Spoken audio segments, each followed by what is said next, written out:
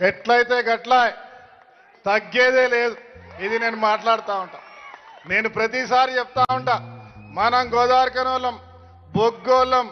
బొగ్గంటే దేశానికి వెలుతురిచ్చేవాళ్ళం, వజ్రంతో సమానం. ఎట్లయితే గట్లా దేంట్లో తగ్గేదేలే. ముందుకు పోదాం. హ్యాపీ దివాళీ. రెండు అంటే దసరా మిస్ అయినాం కాబట్టి హ్యాపీ దసరా, హ్యాపీ దివాళీ. ధన్యవాదాలు. లాస్ట్ పంచ్ నీదైనప్పుడు వచ్చే కిక్కే వేరప్ప.